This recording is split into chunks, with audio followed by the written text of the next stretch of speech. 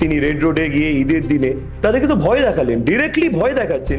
একমাত্র বিকল্প হলো কংগ্রেস পার্টি। কেন? বিজেপি তো বাংলার বিকল্প হবে না। বিজেপির মধ্যে বাঙালির যে ঐতিহ্য, বাঙালির যে কালচার, সেটা নেই। মমতা ব্যানার্জি যেদিনকে হাঁটবে তখন 10,000-এর মিছিল হয়।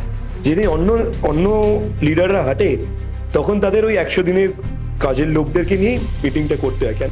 মুখ্যমন্ত্রী মমতা বন্দ্যোপাধ্যায় যিনি এখনো রয়েছেন, নাকি বিরোধী দলনেতা শুভেন্দু অধিকারী? কেন? তৃণমূলে বেশিরভাগ সবাই এখন কন্ট্রোভার্সির মধ্যেই থাকতে চান। কেন? কন্ট্রোভার্সি হলে সবাই এখন ভাইরাল হয়, মানুষ চর্চায় করে। আমি যদি কাজ করি তাহলে আমি আমার যে কনস্টিটুয়েন্সি ছেড়ে অন্য কনস্টিটুয়েন্সি যাব কেন? বাবুল সুপ্রিয়র মতো একটা কমিউনাল মানুষ। আপনারা সবাই জানেন যে বাবুল সুপ্রিয় কি ভাষায় মাইনরিটিদের সম্বন্ধে কথা বলতো। তাকে বালিগঞ্জের ক্যান্ডিডেট করে মিনিস্টার করা হলো। সে গ্যারেন্টিড হারতো, তাই জন্যই তাকে রাজ্যসভায় পাঠিয়ে দিয়েছে। আমাদেরকে ভোট না দিলে লক্ষ্মী ভান্ডার দেবো না, আমাদেরকে ভোট না দিলে তোমাদের দেখে নেবো কি হবে। বিধায়ক হয়েই স্বপ্ন দেখতে থাকেন যে আমি মুখ্যমন্ত্রী হব, তাহলে আমি বলবো সে এরকম বিধায়ক না করাই ভালো। সেদিন কংগ্রেস পার্টি তার পাশে দাঁড়িয়ে তাদেরকে জিতিয়েছিল। আমরা চেয়েছিলাম বাংলাটাকে পরিবর্তন আনতে।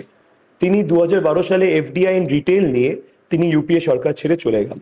তারপরে দেখুন, উনি তা সত্ত্বেও 2014 অব্দি যখন ইউপিএ সরকার ছিল, তিনি কিন্তু একদিনের জন্য বলেনি যে বাংলার প্রাপ্য টাকাটা বাংলা পাচ্ছে না। এবং সেই সময় তিনি আমাদের বিরোধিতা করেছেন। তিনি মনমোহন সিং এর সরকারের বিরুদ্ধে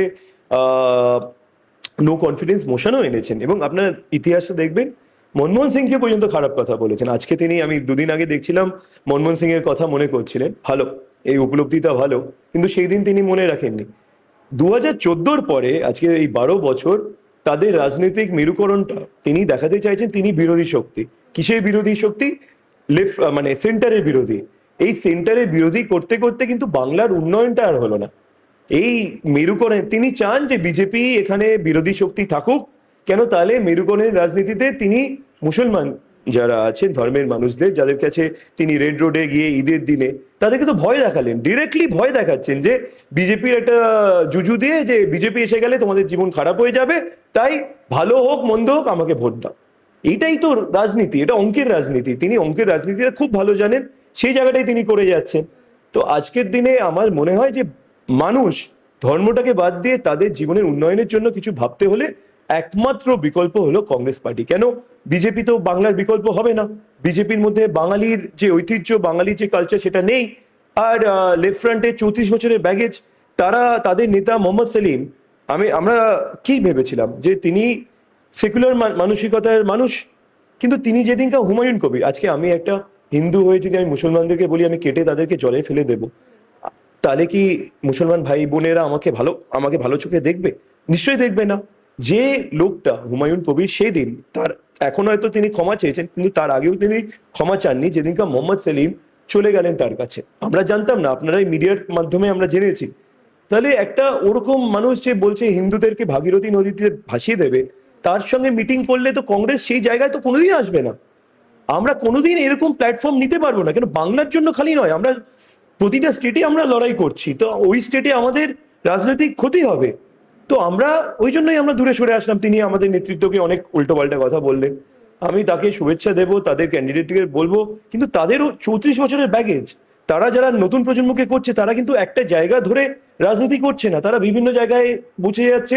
তাদের পরিচয় নিশ্চয় বাড়ছে, কিন্তু নিজের ঘর যতক্ষণ না সামাল দেবো ততক্ষণ অন্যর ঘরে অন্য জায়গায় গিয়ে আমি কি বলতে পারবো?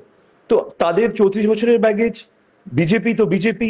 আর তৃণমূলের 15 বছর যা করেছেন, যদি বাংলার মানুষ মনে করেন তাদের জীবন ভালো আছে, তাহলে ভোট দিন। কিন্তু যেরকম আমার বালিগঞ্জে শোভনদেব বাবু দাঁড়িয়েছেন, বর্ষিয়ান নেতা, আমার বাবার সঙ্গে একসময় রাজনীতি করেছেন। তিনি তার জীবনে শুরু করেছিল বড়াইপুর থেকে, তিনি এমএলএ হয়েছিলেন। তারপরে তিনি চলে এসেছিলেন রাসবিহারীতে। তারপরে আমরা দেখলাম 2021-এ তিনি ভবানীপুরে দাঁড়ালেন। তারপরে তিনি চলে গেলেন খড়দাতে। আজকে তিনি এসে গেলেন বালিগঞ্জে। তার একটা বয়স হয়েছে। তা আমার তো মনে হয় না তিনি ইলেকশন জেতার পরে সেই অঞ্চলের মানুষের সঙ্গে তার মানে যোগাযোগ থাকে, বা তার এই অঞ্চলের মানুষগুলোর সঙ্গে তিনি কাজ করেন। কেন? যদি করতেন, আপনি বলুন তো, আমি যদি কাজ করি তাহলে আমি আমার যে কনস্টিটুয়েন্সি ছেড়ে অন্য কনস্টিটুয়েন্সি যাব কেন? ইনি তো ওরকমই হচ্ছেন।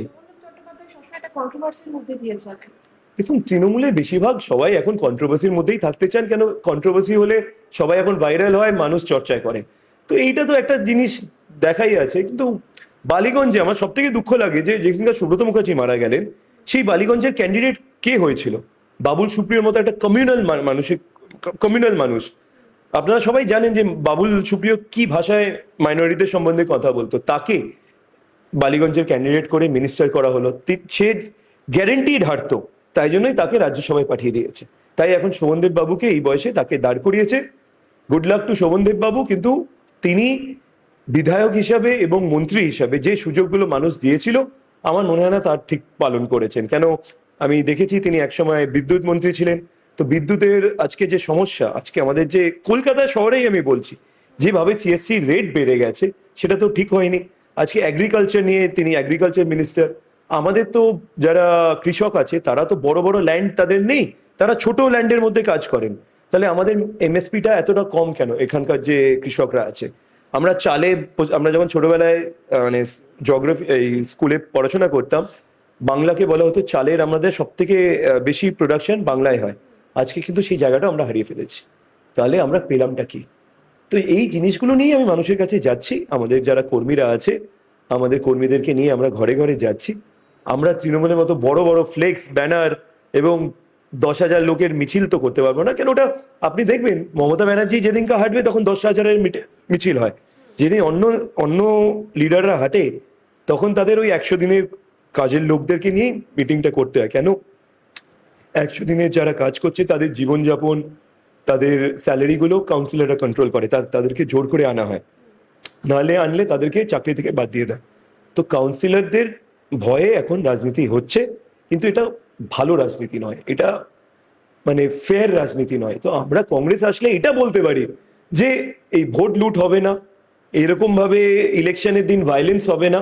আমরা চাইবো যে সর্বভাবে উন্নয়ন হোক, চাকরি আসুক, মানুষের জীবনযাপন ভালো হোক এবং ল অ্যান্ড অর্ডার সিচুয়েশনটা ঠিক হোক। এই তিনটে যদি একসঙ্গে চলে, অটোমেটিকলি আপনি দেখবেন সোনার বাংলা আবার সোনার বাংলা হয়ে গেছে।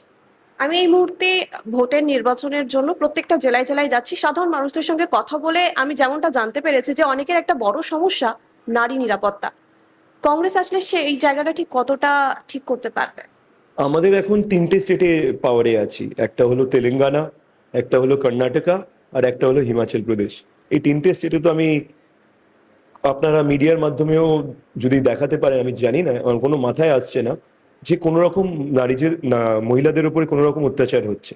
অন্য স্টেটগুলোতে আপনি দেখতে পারবেন, কিন্তু এখন কংগ্রেসের আমাদের কারা কারা লিডার ছিল, মানে আমাদের প্রধানমন্ত্রী ছিল ইন্দিরা গান্ধী, সোনিয়াজি ছিল 20 বছর ধরে আমাদের সর্বভারতীয় কংগ্রেস কমিটির প্রেসিডেন্ট। মহিলাদের জন্য আমরা সর্বদা সুরক্ষা দেওয়ার জন্য আমরা সবসময় এগিয়ে আসি। আপনি দেখুন না, আমরাই তো চেয়েছিলাম যে মহিলাদের জন্য যে বিলটা আনা হলো, যেটা এখন করেছে সেটা ইমপ্লিমেন্ট হলো না, যে রিজার্ভেশন থাকুক মানে পার্লামেন্টে, তাহলে মহিলারা আসবে লেজিসলেশন করার জন্য। তাহলে আপনারা আইনটাকে কি আইন হবে, আপনাদের জন্য কি আইনটা হওয়া উচিত সেটা থাকুক না। আপনি দেখুন না, বাংলায় কিছুদিন আগে আমাদের যে পুরনো গভর্নর ছিল আনন্দ বোস, তার বিরুদ্ধে কি একটা কে করেছিল, কে এই অ্যাকিউজেশনটা করেছিল? তৃণমূল কংগ্রেসই করেছিল। যেই আনন্দ বোস সরে গেল, তার পাশে গিয়ে কাঁদতে শুরু করলো। তাদেরকে আমি দেখলাম যে সুজিত বোস মালা দিচ্ছে, আর কি বলেছিল যে এরকম লোক যতদিন রাজভবনে থাকবে ততদিন তারা নাকি রাজভবনে যাবে না। তো এই দ্বিচারিতা রাজনীতিটা বন্ধ হোক। আমরা দেখেছি অভয়াকাণ্ড, আরজি করে কি অবস্থা হয়েছে। আমরা দেখলাম সাউথ কলকাতা ল কলেজে কি হয়েছে। অনেক অনেক বিষয় আপনি বেটার জানবেন, যে আপনি যখন দেখছেন অনেক সময় মহিলারা যখন না তাদের উপর আক্রান্ত হন, তারা যখন অনেক সময় তারা এফআইআর করতে, মানে তাদের পরিবার বারণ করেন। সেকেন্ড হলো, তারা যখন যদি ইয়েতেও যায়, পুলিশ স্টেশনে যায়, তাদেরকে এমন সব প্রশ্ন করা হয়, তখন তারা বাধ্য হয়ে ওখান থেকে বেরিয়ে যায়, তাদেরকে তাহলে এফআইআর করার সুযোগটাই পাওয়া যায় না। তাহলে আপনি দেখবেন তৃণমূলের অনেক নেতারাই, যারা স্পোক্স পার্সন, তারা বলবে যে ক্রাইম রেকর্ড দেখলে বা যেগুলো ডেটাগুলো পাওয়া যায় সেখানে বলবে বাংলা খুব সেফ। বাংলা সেফ কেন? একটা মহিলা যখন আক্রান্ত হয়, সে ওই কেস ডায়েরিটা করতে পারে না, তার এফআইআরটা করতে পারে না। সেটাই হয়েছিল, সেটাই হয়। কয়েকটা বিষয় আমরা জানতে পারি যে যখন মিডিয়ার কাছে চলে যায়, যখন আরজি করে আপনারা জানতে পারলেন যে এরকম একটা ঘটনা ঘটেছে, নাহলে তো আমরা জানতেই পারতাম না। একইভাবে এই যে মহিলা সাউথ কলকাতা ল কলেজের যিনি আক্রান্ত হয়েছিলেন, তিনি যদি পরে এসে তার পরিবার যদি তার পাশে না থেকে পাশে থেকে যখন পুলিশের কাছে জানালো, তখনই আমরা জানতে পারলাম, নাহলে তো জানতে পারছি না। কত রকম এরকম কেস হচ্ছে, আপনি সিসিটিভি ফুটেজগুলো দেখুন না, এখন যেগুলো সোশ্যাল মিডিয়া দিয়েও তো দেখা যায় বিভিন্ন সময় বিভিন্নভাবে, এবং তৃণমূলের নেতারা বিভিন্ন জায়গা থেকে মহিলাদের থ্রেট করছে যে আমাদেরকে ভোট না দিলে লক্ষ্মী ভান্ডার দেবো না, আমাদেরকে ভোট না দিলে তোমাদের দেখে নেবো কি হবে। তো এই জায়গাটা তো কি বলবো, এটা তো আমরা বাঙালি হিসেবে এটাই লজ্জা পাওয়া উচিত আমাদের। তো এই জায়গাটাই বলার মানুষকে, বালিগঞ্জের মানুষ তো অনেক বেশি সুরক্ষিত, তারা যদি স্টেপ না নেয় তাহলে আমি গ্রামে গঞ্জের মানুষ কিভাবে তারা সাহস পাবে। তো সেই জায়গা থেকেই আমার বলা যে মানুষ 15 বছর দিয়েছেন, 15 বছর 2016 ইলেকশনের আগে নারদা কাণ্ড হলো, মমতা ব্যানার্জি বললেন তিনিই প্রার্থী, বাকি কোনো প্রার্থী না, তিনি আগে জানলেন এদেরকে প্রার্থী করতে হলো। আজকে 2026 এসে গেল, তিনিই প্রার্থী, তার মুখ দিয়েই সবাই জিতবে বা হারবে সেটাই মানে তার, কিন্তু কথা হলো তিনি জেতার পরে বা তার মানে পার্টি পাওয়ারে আসার পরে তার এমএলএরা কি কি কাজ করছে, তার কাউন্সিলররা কি কি কাজ করছে, তাদের কন্ট্রোল নেই, চেক নেই। যেভাবে মানে কারাপশন হয়েছে পার্থ চ্যাটার্জির, যেটা আমরা সবাই দেখেছি, 40 কোটি টাকা বাংলায় ভাবা যায়, 40 কোটি টাকা, এটা তো মানে মানে আমাদের উত্তরবঙ্গের বাজেট হলো 900 কোটি টাকা, আর একটা মানুষের মানে ঘরের মধ্যে 40 কোটি টাকা আছে, মানে এক বছরের বাজেট 900 কোটি টাকা, আর একটা মানুষের কাছে 40 কোটি টাকা আছে। তাহলে কোথায় কতটা কারাপশন হচ্ছে এবং উন্নয়নের যে টাকাটা যে যাচ্ছে না, এটা থেকেই প্রমাণিত হয়। বাংলার বেশিরভাগ মানুষ এখন ভাতাতেই অভ্যস্ত হয়ে যাচ্ছে। অনেকে শিল্প, চাকরি, শিক্ষা চাইছে, কিন্তু অনেকে বলছে যে দিদি থাকুক আর ভাতাই পাক। এই বাংলার মানুষের যে দুর্দশা, এর পিছনের মানে কার হাত হতে পারে বা কে দায়ী হতে পারে?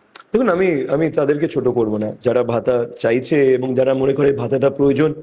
দেখুন, তাদের জীবন, সবার জীবন এক নয়। আজকে আমার জীবনে যেটা চাহিদা, সেই মানুষটার চাহিদা অন্যরকম হতে পারে। আমি যে লক্ষ্মী ভান্ডার যাদেরকে দেয়, দেখুন আমি জানি, আমি নিজে বাংলা পুরোটা ঘুরেছি, একটা ঘরে যারা মহিলারা থাকে, শাশুড়ি, বউ, ননদ, তাদের কাছে যদি 1500 টাকা করে মানে মাসে আসে, তার মানে একটা হাউস হোল্ডে 5000-এর কাছে টাকা চলে আসলো। তো তাতে কি হয় না, তাদের যে পরিবারের যারা স্বামী হোক, ছেলে হোক, তারা যে টাকাটা উপার্জন করছে, তাদের কাছ থেকে তাদের চাহিদাটা কমে যায়। যে দেখুন, একটা মহিলা হিসেবে আমাকে 500 টাকা দাও না, সে তো বলছে আমার কাছে নেই। তাহলে এখন গভর্নমেন্ট যেটা দিচ্ছে সেটার উপরে আমি, দেখুন ভাতা নিয়ে মহিলাদেরকে ভাতা দেবেন, আমার কোনো অসুবিধা নেই, কিন্তু বেকার ভাতা এটা কন্টিনিউ হতে পারে না। এটা একটা জায়গায় গিয়ে তো তাদেরকে চাকরি দেওয়া উচিত না, চাকরি মানে চাকরি একটা স্থাপনের একটা জায়গা করে দেওয়া উচিত। তো সেই জিনিসটাই আমার বলার। কেউ ভাতা পাচ্ছে, দেখুন গরিব মানুষ টাকা পাচ্ছে, গভর্নমেন্ট দিচ্ছে, তারা মনে করে তাদের, আমরা যেরকম ট্যাক্স পেয়ার আমাদের কষ্ট হয় যে ভাই আমাদের টাকাটা খালি ভাতাতেই চলে যাচ্ছে, কিন্তু এটাও ঠিক যে গরিব মানুষের কাছে আজকে আমাদের ডিফারেন্সটা অনেক। গরিব খুবই গরিব, বড়লোক খুবই বড়লোক, মধ্যবিত্ত কমে গেছে। তো ওই জায়গা থেকে যদি গরিব মানুষের কাছে হাতে টাকা যায়, ওটা আমার মনে হয় না। দেখুন, ওই জন্য বিজেপিও তো ভাতা দেবে বলেছে, ওরা তো কোনো বলছে 3000 টাকা করে দেবে, সরকার তাদেরকে দেবো, কিন্তু যদি আমরা স্কুল কলেজ থেকে যারা পাস আউট হচ্ছে তাদের জন্য চাকরি না দিতে পারি এবং তাদেরকে বলি যে তোমরা 80 লক্ষ না 40 লক্ষ কতজন হয়েছে, তাদেরকে প্রতি মাসে আমরা ডাইরেক্ট বেনিফিট ট্রান্সফার করে তারা সারাদিন ধরে ফোনের মধ্যে বসে থেকে তাদের জীবনটা পাস হয়ে যাবে এবং তারা রিয়েলাইজ করবে না যে 5 বছর পরে তাদের যে কতটা ক্ষতি হয়ে যাচ্ছে। তো এই জায়গা থেকে ভাবা উচিত। পরবর্তী যদি মুখ্যমন্ত্রী মানে কেউ যদি হন, তো কাকে দেখতে চান? আমি দুটো অপশন দিচ্ছি আপনাকে। মুখ্যমন্ত্রী মমতা বন্দ্যোপাধ্যায়, যিনি এখনো রয়েছেন, নাকি বিরোধী দলনেতা শুভেন্দু অধিকারী? কেন? দুজনেই না, আমরা তো দুজনেই বিপক্ষে। আমাদের পার্টি থেকে অনেক মুখ আছে। আপনি যদি নাম বলেন যে সত্যি করে এক্সপিরিয়েন্স যদি কাউকে দেখতে চান, আমাদের অধীর বাবু বিরোধী দলনেতা লোকসভায় ছিল, তো তাকে করব। আমাদের প্রদেশ কংগ্রেসের সভাপতি শুভঙ্কর সরকারকে করব। এই মমতা ব্যানার্জির বিরুদ্ধে আমরা লড়ছি, তাকে আমি মুখ্যমন্ত্রী, তিনি তো 15 বছর পেয়ে গেছেন। আর শুভেন্দু বাবু, দেখুন শুভেন্দু বাবুর 2020 অব্দি তিনি কতগুলো মিনিস্ট্রি তৃণমূলের ছিলেন, যার তার আন্ডারে, এবং তিনি কি কি করেছেন সেটা একটু দেখা উচিত মানুষের, না? তাকে নিয়ে আমার কি, তিনি মুখ্যমন্ত্রী ফেস, এগুলো আমার জানাও নেই, আমার কিছু বলারও নেই। কংগ্রেস পার্টি এই দুজনের মধ্যে কারোর জন্য আমি বলবো না। আমাদের পার্টি যারা ফেস, যে দুজন লিডার সিইসি মিটিং এ ছিল, আমাদের যারা ইলেকশনেও লড়ছে, অধীর বাবু আছেন, শুভঙ্কর বাবু আছেন, তো এদের দুজনের মধ্যে আমরা দেব। আপনি নিজেকে দেখতে চাইবেন? আমার তো সবেই রাজনীতি শুরু হয়েছে। আমি নেক্সট 20 বছর আমি এসব নিয়ে ভাবতেই চাই না। এর আগে জীবনে একটু এক্সপিরিয়েন্স করে নি, যদি বিধায়কই হতে পারি সে 5টা বছর তো আমার লাগবে বিধায়কটাকে কি ভাবে মানুষের জন্য করতে পারি। যদি আপনি বিধায়ক হয়েই স্বপ্ন দেখতে থাকেন যে আমি মুখ্যমন্ত্রী হব, তাহলে আমি বলবো সে এরকম বিধায়ক না করাই ভালো। আমরা এতক্ষণ কথা বলছিলাম রোহন মিত্রর সঙ্গে। তিনি একাধিক পরিকল্পনা দিলেন। তিনি কিন্তু চেষ্টা করবেন যে তিনি যদি ভোটে জিততে পারেন এই সামনের বিধানসভা নির্বাচনে, তাহলে তিনি কিন্তু এই বাংলাটাকে সোনার বাংলা গড়ার কিন্তু পরিকল্পনা তার থাকছে। ক্যামেরায় মহিমার সঙ্গে পাইলের রিপোর্ট, বাংলাহাট।